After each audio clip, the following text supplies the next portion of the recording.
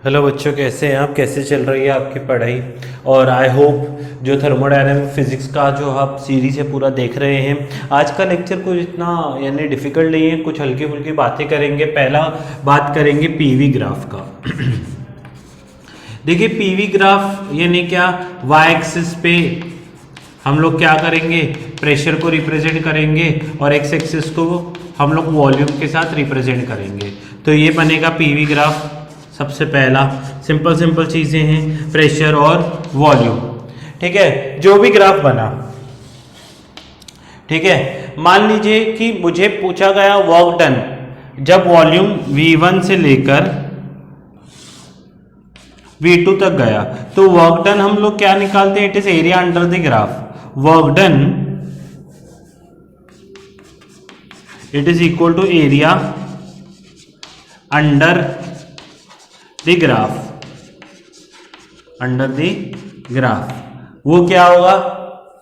Work done होगा। बहुत ही simple simple चीजें हैं, बिल्कुल आप घबराए नहीं। उसके बाद मान लीजिए कि अभी प्रोसेसेस के हिसाब से ड्रॉ करते हैं। पहला है आइसोबारिक प्रोसेस। बहुत ही सिंपल सिंपल चीजें हैं। आइसोबारिक प्रोसेस, आपको पता है प्रेशर कांस्टेंट होता है। प्रेशर कांस्टेंट होगा। अगर प्रेशर कांस्टेंट होगा तो देखिए ये P है, ये V है, इजंट इट? आइसोबारिक प्रोसेस है, प्रेशर कांस्टेंट है। प्रेशर कांस्टेंट है तो मान लीजिए V1 वॉल्यूम पे जो प्रेशर होगा वही प्रेशर V2 वॉल्यूम पे भी होगा, इजंट इट? तो ये V1 है, ये V2 है। आइसोबारिक प्रोसेस क्या होता है? एक कोई भी प्रेशर ले लेते हैं, उससे स्ट्रेट लाइन पास होता है। ये आइसोबारिक प्रोसेस का है। ठीक है, अगर मैं एरिया निकालना चाहूं तो इतना एरिया निकालना पड़ेगा इस रेक्टेंगल का। तो आपको पता है एरिया ऑफ रेक्टेंगल ये क्या है? ये P है। तो वर्क डन लिखा जाएगा P length into breadth. Area of rectangle है ना, लेंथ इंटू ब्रेथ। लेंथ देखिए P है और ब्रेथ क्या है? ये वाला होगा। यहां से यहां तक V2 है। देखिए यहां से यहां तक क्या है? V2 है। और यहां से यहां तक क्या है? V1 है। बराबर है। तो ये जो होगा इसको क्या लिखेंगे? V2 minus V1। ये पूरा V2 है, ये V1 है, तो V2 माइनस V1 करेंगे तो ये आएगा ना। तो वर्क डन लिखा जाएगा P into V2 minus V1। ये आइसोबारिक प्रोसेस के लिए है। उसके बाद अगर मैं नेक्स्ट निकालूं आइसोकोरिक के लिए, आइसोकोरिक में क्या कांस्टेंट होता है आपको पता है? Isochoric means what? Isochoric means volume is constant by boy. तो वॉल्यूम क्या होगा? V volume constant, isn't it? समझ में आ रहा है? तो नेक्स्ट जो चीज है वो है कि ये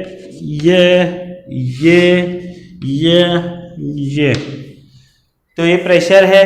देखिए इसमें क्या होगा? मान लीजिए P1 प्रेशर है या P2 प्रेशर है, वॉल्यूम तो कांस्टेंट है, तो ऐसी स्ट्रेट लाइन आएगी। तो एरिया अंडर कर्व निकलेगा कि इसके नीचे तो एरिया है ही नहीं, तो वर्क डन क्या लिखा जाएगा? Work done will be 0। You know, यही कल हमने टेबल में निकाला था। समझ में आ रहा है? तो ये दोनों लिख लीजिए, आइसोबारिक एंड आइसोकोरिक।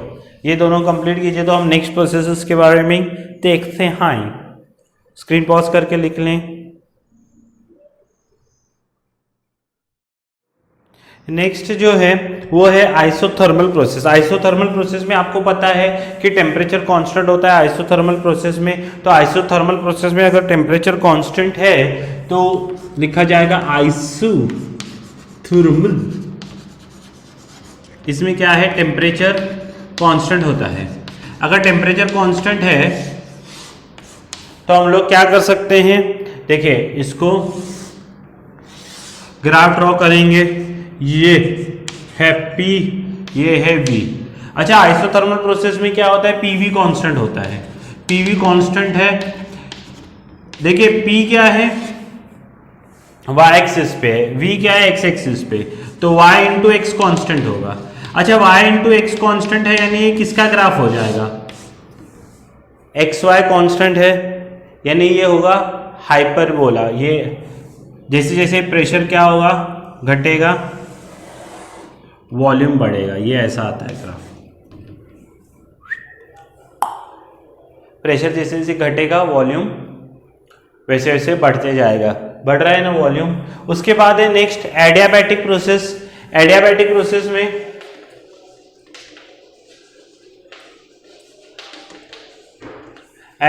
प्रोसेस में क्या होता है, PV raise to gamma constant होता है। ये भी ऐसा ही आएगा ग्राफ, ये भी कैसा आएगा, ऐसा ही आएगा ग्राफ, सेम। ठीक है, समझ में आ रहा है, ये भी ऐसा ही आएगा। तो सर फिर हम कैसे पहचानेंगे, मान लीजिए कि आपके पास क्या है, ये प्रेशर है, ये वॉल्यूम है, यहां से दो ग्राफ्स निकले, ये और ये, दोनों का शेप तो सेम है। ठीक है, ये प्रेशर है, वॉल्यूम है, ये यहां से ऐसे जा रहे हैं। सर फिर हम कैसे पहचाने कि आइसोथर्मल कौन सा है और एडियाबैटिक कौन सा है, कुछ नहीं करना। अभी ये ग्राफ कहां से स्टार्ट हुआ, यहां से। स्टार्टिंग पॉइंट पे हमेशा थंब रखना है, ठीक है, और इस उंगली को क्लॉकवाइज घुमाना है। जो पहला है वो आइसोथर्मल होता है, जो बाद में आए वो एडियाबैटिक होता है। जो पहला है वो क्या होगा, आइसोथर्मल। जो भी मीटिंग पॉइंट है, मीटिंग पॉइंट मैं बोल रहा हूं, मीटिंग पॉइंट पे उंगली रखनी है, क्लॉकवाइज घुमाना है, जो पहला है वो आइसोथर्मल होता है। समझ में आ रहा है, जो पहला है, मान लीजिए अगर ऐसा हो,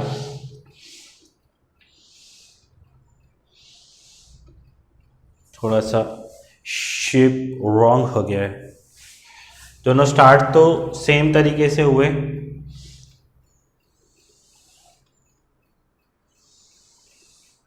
ठीक है, ये यहां से आ रहे हैं, तो ये मीटिंग पॉइंट ऐसा है, इजंट इट। पहला है यानी ऊपर वाला आइसोथर्मल है, आइसोथर्मल, और नीचे वाला एडियाबैटिक। अगर मान लीजिए पीछे का देखना है तो ये क्या है, आइसोथर्मल का पार्ट है और बाद में एडियाबैटिक इसमें। तो मीटिंग पॉइंट पे हाथ रखना है, क्लॉकवाइज घुमाना है हाथ। जो पहला है वो आइसोथर्मल होता है, जो बाद में आए वो adiabatic. So how to distinguish between isothermal and adiabatic graph? Simple thing is you have to keep your thumb on the meeting point and you have to rotate the fingers in clockwise sense. Whichever graph comes first, that is an isothermal graph and other is adiabatic, isn't it? So this is how we can distinguish between isothermal and adiabatic process, isn't it? So next we can move is, first what you do, you can pause your screen and complete the charts and then we'll discuss further. देखिए यहाँ पर मैं आपको simple सा एक question बोलता हूँ। देखिए मान लीजिए कि एक मोनोएटॉमिक गैस है, मोनोएटॉमिक गैस है, मोनोएटॉमिक गैस है, ठीक है, जिसका इनिशियल प्रेशर P0 था, वॉल्यूम V0 था, टेम्परेचर T0 था, ठीक है। इसको 2V0 तक एक्सपांड किया गया, ठीक है। पर एक्सपांड करते समय तीन प्रोसेस लगाए गए, एक था आइसोबारिक, दूसरा था आइसोथर्मल और तीसरा था एडियाबैटिक। क्योंकि जो आइसोकोरिक है उसका तो वर्क डन 0 ही आएगा, एडियाबैटिक, और इनसे अभी वॉल्यूम इंक्रीज हुआ है तो इसका वर्क डन W1 होगा, इसका वर्क डन W2 होगा, इसका वर्क डन W3 होगा, isn't it? W1, W2, W3 ये वर्क डन होगा।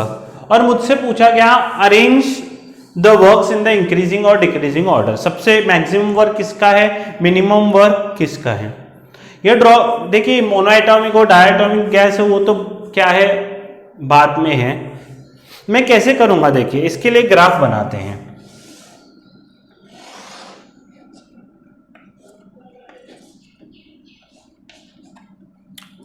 पहले ये प्रेशर है, ये वॉल्यूम है,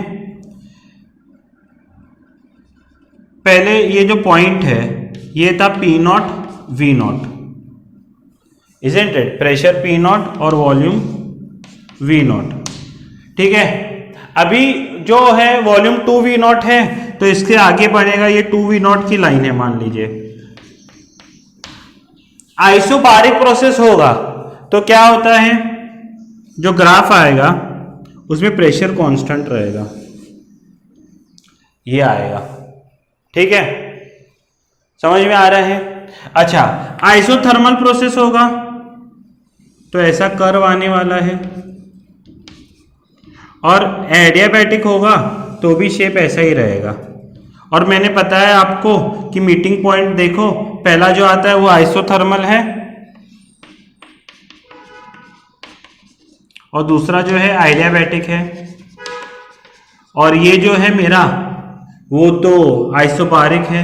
आप मुझे बताइए कि किसकी एरिया ज्यादा होगी। अगर आइसोबारिक के देखें तो ये पूरी एरिया है, ये वर्क डन इतना होगा। आइसोथर्मल का देखें तो ये होगी। एडियाबैटिक की सबसे कम है एरिया, है ना, एडियाबैटिक की सबसे कम है एरिया। तो वर्क डन अगर लिखना होगा तो आइसोबारिक का क्या होगा, सबसे ज्यादा, उसके बाद आइसोथर्मल का, और उसके बाद एडियाबैटिक का। ये किसका है, आइसोबारिक का, आइसोथर्मल। समझा? ऐसे ग्राफ ड्रॉ करके हम लोग पता कर सकते हैं। Got my point? तो ग्राफ निकालने से ही हमको पता चलता है। फिर मोनो एटॉमिक हो, डायटॉमिक हो, ट्राइटॉमिक, ये क्या फर्क पड़ता है, ग्राफ्स तो ऐसे ही आने वाले हैं, इजंट इट? तो आप ये लिख लें सब, तो फिर हम लोग आगे बढ़ते हैं।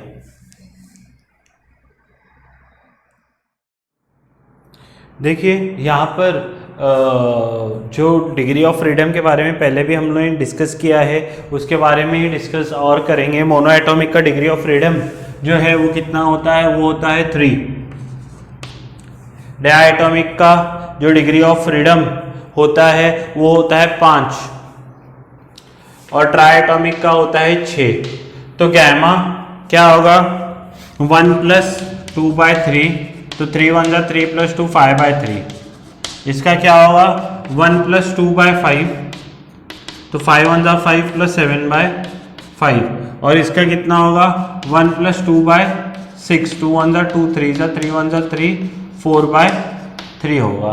तो अगर आप ध्यान से देखेंगे, कैंसिल करेंगे तो 3 × 1 = 3, 1.67 हो जाएगा।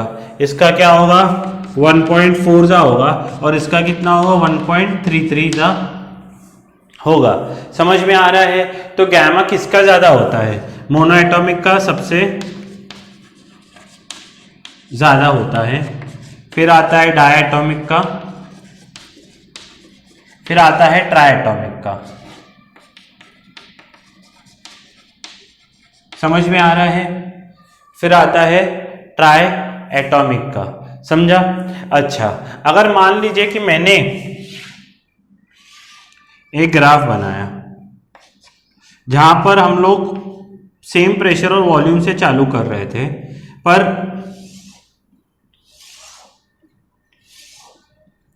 ठीक है, मैं सेम वॉल्यूम तक भी ले गया।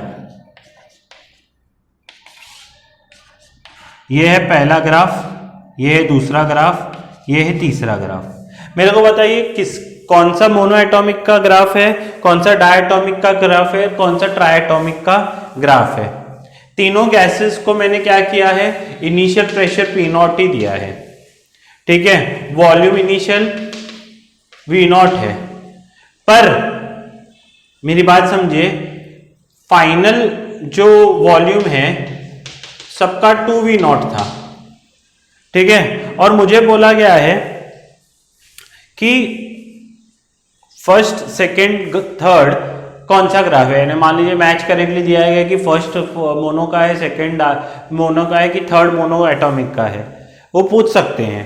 देखिए यहाँ पर जो फर्स्ट ग्राफ है उसका प्रेशर जो है, अगर मैं इधर मार्क करूं, ये इसका P1 प्रेशर होगा, इसका जो प्रेशर होगा ये P2 होगा, और इसका जो प्रेशर होगा ये P3 होगा। यानी तीनों का जो फाइनल प्रेशर है वो अलग अलग है, बाकी सब कुछ सेम है, तीनों का जो फाइनल प्रेशर है वो बिल्कुल अलग अलग है, और वही डिटरमाइन करने में मदद करेगा कि कौन सा ग्राफ किसका है।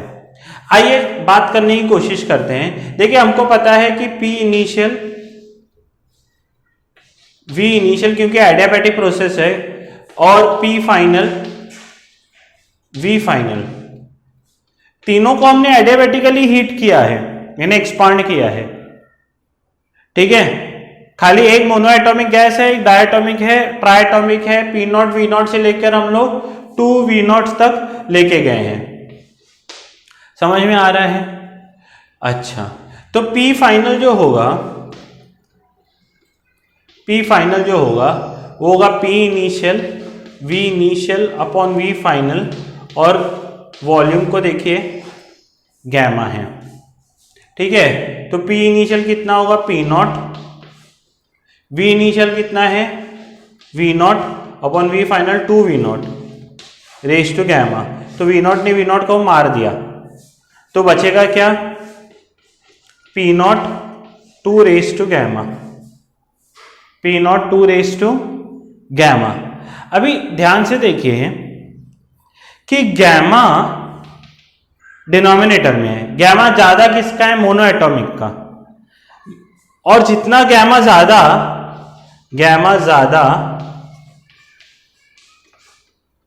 तो P फाइनल कम, क्योंकि डिनोमिनेटर में है ना, P फाइनल कम हो जाएगा। सही है क्या? तो गैमा सबसे ज्यादा किसका है मोनोएटॉमिक का, तो उसका P फाइनल सबसे कम होगा, उसका P फाइनल क्या होगा सबसे कम होगा।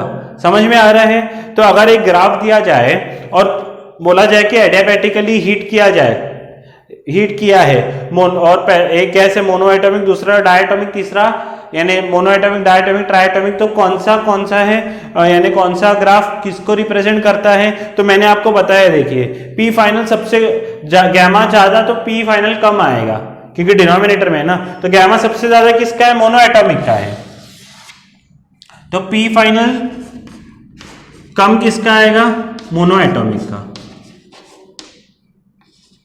मोनो का, फिर डाई का, फिर ट्राई का। तो अगर आप ध्यान दें तो P3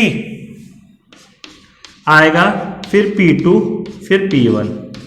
ठीक है, ये सॉरी P3 सबसे कम है, फिर P2 है, फिर P1 है, तो P जो थर्ड ग्राफ है वो मोनो का होगा, सेकेंड वाला डाई का होगा, और थर्ड वाला ट्राई का होगा। समझ में आया? तो प्रेशर सबसे, अगर सेम प्रेशर से और वॉल्यूम से हीट करते हैं हम लोग, तो सबसे कम किसका आता है मोनो का प्रेशर कम हो जाता है, वो इजीली क्या होता है उसका प्रेशर डिक्रीज होता है। ये समझा आपको?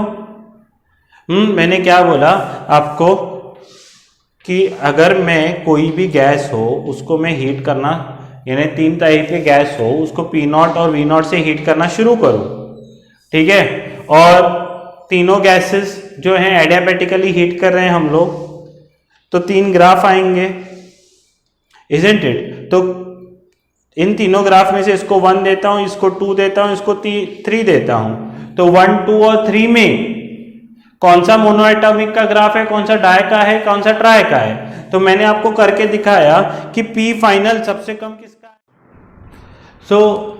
कौन सा ग्राफ किसका है 1, 2, 3 में से, तो मैंने आपको यहां से निकाल के देखा P फाइनल क्या होगा P0 2 raise to gamma. Gamma सबसे ज्यादा किसका है, उसका प्रेशर सबसे कम होगा, तो सबसे ज्यादा गैमा मोनोएटॉमिक का है, तो सबसे कम प्रेशर मोनोएटॉमिक का होगा। तो थर्ड क्या है, सबसे निचला प्रेशर है ना इसका, तो ये मोनोएटॉमिक होगा, उसके बाद डाई और पहला ट्राई। तो ये सिंपल सा एक क्वेश्चन है, दिखने में सिंपल है पर थोड़ा यानी ब्रेन यूज करना पड़ेगा, इजंट इट? तो एक ब्रेन यूज करके हम लोग ये सम कर सकते हैं। Got my point? तो स्क्रीन पॉज करके कर लें। देखिए और एक चीज जो मैं आपको बताना चाहता हूं, जैसे मान लीजिए कि ये प्रेशर है, ये वॉल्यूम है, हम लोग A पॉइंट से चालू करते हैं, A पॉइंट से B पॉइंट ज़्यादा है, ऐसा ग्राफ आ रहा है, जो एक स्माइल है कि नहीं, हंसी, समझा? तो ये स्माइल है A to B, समझा? ये ग्राफ है ऐसा प्रेशर वॉल्यूम में वेरिएशन आया है, तो जो वर्क डन होगा वो कैसा है, increases, decreases, decreases then increases,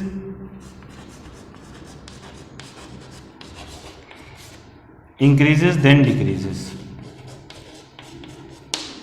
work done कैसा होगा? देखिए वर्क डन तो एरिया अंडर कर्व है, उससे प्रेशर और वॉल्यूम का रिलेशन कुछ है ही नहीं। मान लीजिए मैं ऐसा लेता हूँ, इतना लूँ तो वर्क डन इतना आएगा, एरिया इतना लूँ तो इतना आएगा। जैसे जैसे मैं आगे बढ़ूंगा वैसे वैसे तो वर्क डन इंक्रीज होते, एरिया इंक्रीज होते जा रही है ना, तो हमेशा ये क्या होगा, हमेशा ये इंक्रीजेस ही होगा, वर्क डन कभी भी डिक्रीज नहीं होगा इसमें। जैसे जैसे हम आगे बढ़ रहे हैं वैसे जैसे एरिया, मान लीजिए बी पॉइंट जब इधर था तो वर्क डन इतना ही था, पर बी पॉइंट जैसे जैसे आगे जाएगा तो वर्क डन इंक्रीज होते ही चला जाएगा। इसमें तो कोई भी पॉइंट यानी दूसरा पॉइंट नहीं है। उसके बाद मान लीजिए कि एक सिंपल सिंपल हल्की फुल्की बातें हैं, लेक्चर का नाम ही मैं हल्का फुल्का लिखूंगा, हल्के फुल्के कुरकुरे। मान लीजिए कि ये ए पॉइंट है, ये बी पॉइंट है, ये सी, ये डी, और ऐसा साइक्लिक प्रोसेस है। साइक्लिक यानी आपको पता है कि घूम फिर कर उधर ही आना है, तो चेंज इन इंटरनल एनर्जी कितना होगा, 0 होगा। समझ में आ रहा है? तो वर्क डन कैसे निकालेंगे, टोटल वर्क डन, वो होगा work done of A B plus work done of B C plus work done of C D plus work done of D A. समझ में आ रहा है? देखिए work done of A B, तो A B तो ऐसा स्ट्रेट लाइन है, वॉल्यूम कांस्टेंट है, तो work done of A B, इसके ए बी के नीचे तो ग्राफ है ही नहीं, एरिया है ही नहीं, ये ए बी है, इसके नीचे कुछ एरिया है क्या, नहीं, तो work done of A B तो 0 होगा। Work done of B C, ये पूरी एरिया है, मान लीजिए ऐसा,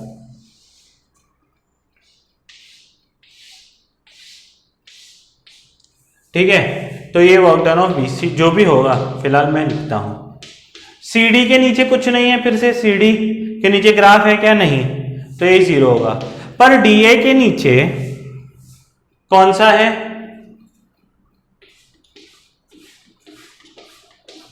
ये वाला है, तो BC में से अगर CD निकालूं, और क्योंकि क्या है BC ऐसा है, CD पीछे जा रहा है, यानी BC के ऑपोजिट है CD, यानी इसको इसमें से माइनस करेंगे, बरोबर है, ये पूरे में से ये निकाल देंगे तो बचेगा क्या,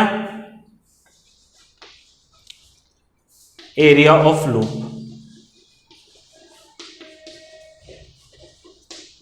तो कहने का मतलब हमको एक बात ध्यान रखनी है कि साइक्लिक प्रोसेस में वर्क डन क्या होता है, it is area of loop. और इसमें ध्यान रखने वाली बात यह है कि अगर आप क्लॉकवाइज सेंस में घूम रहे हैं,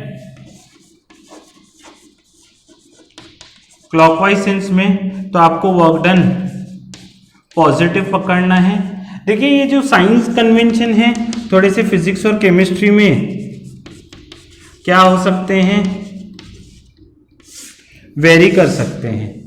हम फिजिक्स में जो पकड़ते हैं केमिस्ट्री में उसका उल्टा पकड़ते हैं, ठीक है, तो थोड़ा सा वो वेरी कर सकते हैं साइन कन्वेंशंस। थोड़ा साइन कन्वेंशन आपको सब्जेक्ट वाइज याद रखने पड़ेंगे, नहीं तो आप बोलोगे सर उधर आपने इसको पॉजिटिव बताया था, इधर इसको नेगेटिव बता रहे हो, ये कैसा। ये थोड़ा सा साइन में क्या होता है, फ़र्क पड़ता है। हमने भी अपने टाइम पे जो है कंफ्यूजिंग चीज़ ये यानी कन्फ्यूजन फेस किया था, तो साइन कन्वेंशन थोड़ा सब्जेक्ट वाइज याद रखना, क्योंकि उस टेक्स्ट बुक में ऐसा दिया जाता है, हम कुछ नहीं कर सकते। आप बोलोगे सर वो ही है, प्रोसेस भी वो ही है, तो केमिस्ट्री के जो लोग हैं वो थोड़ा सा अपने हिसाब से साइन कन्वेंशन बताते हैं, फिजिक्स के लोग वो हैं, हम जब दोनों सिखाते हैं जो लोग, वो यानी बीच में पागल बन जाते हैं, ठीक है। बच्चे बोलते हैं अरे यार यही इंसान है, तब उसको पॉजिटिव बोल रहा है, अभी नेगेटिव बोल रहा है, सर को कुछ आता नहीं है क्या, सर को सब कुछ आता है, पर टेक्स्ट बुक में जो दिया है उस हिसाब से हम लोग एक्सप्लेन कर रहे हैं, ठीक है। तो वर्क डन क्या होता है, क्लॉकवाइज का पॉजिटिव और एंटी क्लॉकवाइज का नेगेटिव, और जब भी साइक्लिक प्रोसेस हो तो इंटरनल एनर्जी 0 होता है, वर्क डन होता है एरिया ऑफ लूप, और वो डिपेंड करता है एरोस के ऊपर। अगर क्लॉकवाइज सेंस में घूम रहे हैं तो work done positive, anti clockwise में घूमेंगे तो वर्क डन नेगेटिव। देखिए यहाँ पर हम लोगों ने काफ़ी सारी चीज़ें ग्राफ्स के बारे में बताई। अभी कुछ इम्पोर्टेंट चीज़ बता रहा हूँ मैं। देखिए मैंने बताया था कि अगर पीवी कांस्टेंट हो तो आइसोथर्मल प्रोसेस होता है, और PV raise to gamma constant हो तो ये एडियाबैटिक होता है। अच्छा, यहाँ पर गैमा के लिए जो है गैमा 1+2/f है, और ये जो गैमा है अभी अभी मैंने निकाला कि मोनोएटॉमिक का 5/3 होगा, डायटॉमिक का 7/5 होगा, और ट्राइएटॉमिक का जो है यहाँ पर 2/3 और 2/6 यानी 4/3 आएगा, इजंट इट? ये गैमा की वैल्यू फिक्स्ड है, इजंट इट? ये एडियाबैटिक प्रोसेस होता है। पर अगर ये तीनों वैल्यू के अलावा अगर पीवी रेज टू कोई भी एक्स आता है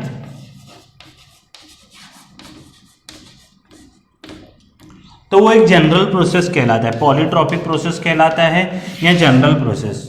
कोई भी प्रोसेस हो सकता है भाई साहब, जरूरी थोड़ी है कि आइसोबारिक हो, आइसोकोरिक हो, आइसोथर्मल हो या एडियाबैटिक हो। मान लीजिए कोई भी कंडीशन सेटिस्फाई नहीं हुई तो उसको एक जनरल प्रोसेस बोला जाता है। यहां x का मतलब क्या है कि वो मोनोएटॉमिक के लिए 5/3 नहीं है, डायटॉमिक के लिए 7/5 नहीं है, और ट्राइएटॉमिक के लिए 4/3 है। अगर मान लीजिए कि बोला जाए कि डायटॉमिक गैस है और रिलेशन है P और V में PV raise to 5/3 equal to constant, तो ये कौन सा प्रोसेस है बताइए? मैं बोलूंगा अरे डायटॉमिक के लिए तो 7/5 आना चाहिए था, पर 5/3 है, ये तो मोनोएटॉमिक का था, तो डायटॉमिक के लिए ये प्रोसेस कौन सा हो गया? जनरल प्रोसेस हो गया। मान लीजिए मैंने बोला कि मोनोएटॉमिक गैस है, मोनोएटॉमिक गैस के लिए मेरे पास आया है PV² इक्वल टू कॉन्स्टेंट। मैं बोलूंगा अच्छा PV² इक्वल टू कॉन्स्टेंट है, तो अगर एडियाबैटिक होता तो यहां पर 5/3 आता, पर स्क्वायर आया है, इसका मतलब क्या है? ये जनरल प्रोसेस है। समझ में आ रहा है? अगर जनरल प्रोसेस होगा तो यहां पर P भी चेंज हो रहा है, V भी चेंज हो रहा है। मान लीजिए PV raise to x constant है, ठीक है, इस कांस्टेंट को मैं K मान लेता हूं, तो P की वैल्यू क्या होगी? K/Vx। वर्क डन क्या होगा? वर्क डन होगा इंटीग्रेशन PV, वर्क डन क्या होगा? इंटीग्रेशन PV यानी V, मान लीजिए dV लिखता हूं मैं, PdV, इजंट इट? यहां पर प्रेशर भी चेंज हो रहा है, प्रेशर की वैल्यू क्या है? K/Vx, तो 1/Vx मैं इधर लिखता हूं dV। अगर ये x ऊपर आया तो ये लिखा जाएगा integration V raise to -x dx, isn't it? ये ऊपर गया तो आपको पता है कि x raise to n dx का इंटीग्रेशन क्या होता है? x raise to n+1/n+1, isn't it? Power +1 upon power +1। तो यहां पर पावर -x है, तो ये K V raise to -x+1 upon -x+1 आएगा, और लिमिट कहां से कहां लगेगी? V इनिशियल से लेकर V फाइनल तक। समझ में आ रहा है? अच्छा, आगे ध्यान दीजिए, इसको मैं लिख सकता हूं V1 - x अपॉन 1 - x, ये इसको, ये +1 है ना, +1 - x है, तो 1 - x। अच्छा, कहां से कहां तक? V फाइनल और V इनिशियल। V फाइनल में पुट करूंगा तो ये K V फाइनल 1 - x, पहले V final 1 - x minus V initial 1 - x होगा अपॉन 1 - x। एक बार अपर लिमिट सब्स्टिट्यूट करेंगे, एक बार लोअर, एक बार V फाइनल मैंने सब्स्टिट्यूट किया, V फाइनल 1 - x, नीचे तो 1 - x कांस्टेंट है, माइनस V इनिशियल 1 - x। आपको कुछ नहीं करना, आपको पूरा रिजल्ट ही याद रखना है, वर्क डन टोटल। अच्छा, K की वैल्यू क्या होगी? PV रेज टू x, तो PV रेज टू x है, तो मैं इसको ऐसे लिख सकता हूं P final V final x P initial V initial X। समझ में आ रहा है? तो यहां पर क्या है, K से मल्टीप्लाई करेंगे तो K V final 1 minus x minus K V initial 1 minus x upon 1 minus x होगा। ये मैंने K से दोनों को मल्टीप्लाई किया। अच्छा, K की जब फाइनल है तो ये पुट करेंगे तो लिखा जाएगा P final V final X K के जगह, और V फाइनल 1 माइनस एक्स तो है ही, इधर लिखा जाएगा P इनिशियल, थोड़ा सा मैथ्स है, V initial 1 minus x V initial raise to x upon 1 minus x. अच्छा ध्यान दो, तो यहाँ x है, V फाइनल का पावर क्या है, V फाइनल का पावर है x 1 माइनस एक्स, तो प्लस करेंगे x प्लस 1 माइनस एक्स, तो plus x minus x cancel हुआ तो बचेगा P फाइनल। ये जो हमको याद रखना है main point, P final V final minus P initial V initial 1 minus x. ऐसा same P final V final minus P initial V initial 1 minus x है। ये वर्क डन है किसी भी जनरल प्रोसेस के लिए, किसी भी जनरल प्रोसेस के लिए V final P final minus V initial P initial V initial 1 minus x. अच्छा, इसी को ही यहाँ मैं लिखता हूँ, इसको ही P फाइनल V फाइनल, ये याद रखना जैसा पॉइंट है, P initial V initial 1 minus x, इसको ही लिखा जा सकता है NR T final minus T initial 1 minus x. ये आपको डेरिवेशन पूरा जनरल प्रोसेस का याद होना चाहिए, ये पूरा डेरिवेशन जनरल प्रोसेस का याद होना चाहिए, यानी फॉर्मूला मेनली याद होना चाहिए। ये याद है या नहीं है इतना इंपॉर्टेंट नहीं है, पर ये याद होना चाहिए वर्क डन क्या होता है किसी भी जनरल प्रोसेस का। Got my point? तो ये आप स्क्रीन पॉज करके एक बार लिख लें तो अच्छा होगा। देखिए यहाँ पर एक डायटोमिक गैस है जिसका प्रेशर P नॉट है, V नॉट वॉल्यूम है, टेम्परेचर T नॉट है, इसको 2 T नॉट तक लेके गए हैं, temperature is increase to 2 T naught, और रिलेशन बोला है कि V मान लीजिए स्क्वायर T क्यूब कांस्टेंट है, कोई भी रिलेशन मान लीजिए आप, मान लीजिए V स्क्वायर T, मान लीजिए V square T equal to constant है, ठीक है, मैं सिंपली V स्क्वायर T लिखता हूं पहले समय, तो V स्क्वायर T कांस्टेंट है, ये रिलेशन दिया गया है और मुझे बोला है वर्क डन फाइंड करो। तो वर्क डन के लिए हमको x फाइंड करना है, और x क्या होता है, PV raise to x, isn't it? तो हमको पता है, देखिए PV इक्वल टू nRT होता है, PV इक्वल टू nRT होता है, ये कांस्टेंट है, तो T के जगह मैं क्या लिख सकता हूं, PV, ये NR भी कांस्टेंट है ना, NR भी कांस्टेंट है, ये ऑलरेडी कांस्टेंट है, तो V स्क्वायर T के जगह लिखा जाएगा PV upon K, PV upon K, already ये मान लीजिए कांस्टेंट है, मान लीजिए इसको, इस कांस्टेंट को मैं A मान लेता हूं, ये वाले को, ठीक है, और ये क्या है, PV upon K, NR constant था, T के जगह मैंने पुट किया, तो ये क्या होगा, PVQ, और K ऊपर गया तो K इंटू ए, K भी कांस्टेंट था, A भी कांस्टेंट था, तो ओवरऑल कांस्टेंट कांस्टेंट बड़ा कांस्टेंट हो गया, बराबर है ना। तो ये P और V स्क्वायर V, तो x की वैल्यू कितनी आ गई, x की वैल्यू आ गई है 3, x की वैल्यू कितनी आ गई, x की वैल्यू आ गई है 3, और x की वैल्यू आ गई है 3, तो वर्क डन क्या लिखा जाएगा, वर्क डन लिखा जाएगा NR T final minus T initial 1 minus x, तो NR ये होता है 2T not minus T not 1 minus 3, तो ये होगा NR T not upon minus 2, negative work done आएगा, इजंट इट? वर्क डन क्या आएगा, नेगेटिव आएगा। ऐसे मान लीजिए कुछ भी आप रिलेशन ले सकते हैं, बराबर है। अगर रिलेशन मान लीजिए ऐसा होता कि प्रेशर और टेम्परेचर में रिलेशन दिया जाता, अभी पूरा यही है, मैं सिर्फ ये चेंज करता हूं, प्रेशर P स्क्वायर यहाँ P क्यूब T स्क्वायर मान लीजिए ऐसा आता, ठीक है, इक्वल टू कांस्टेंट है।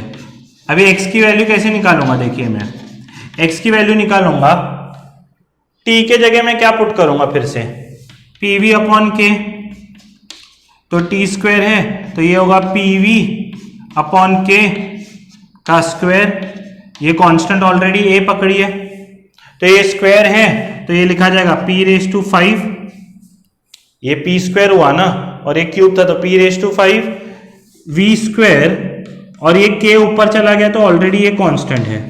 पर देखिए जब भी मैं लेता हूं रिलेशन, वो लेता हूं pv⁵x, यानी p को कोई भी पावर नहीं होना चाहिए, इजंट इट? यहाँ p को पावर है 5 का तो फिफ्थ रूट निकालेंगे तो ये p ऐसा होगा, v⁵ होगा, ये तो कांस्टेंट ही जो भी है 1/5, फिफ्थ रूट लेंगे तो ये p बन जाएगा, ये v⁵ होगा, तो यहाँ x की वैल्यू क्या आएगी 2/5, तो बाकी सब सेम होगा, 1 - 2/5 होगा।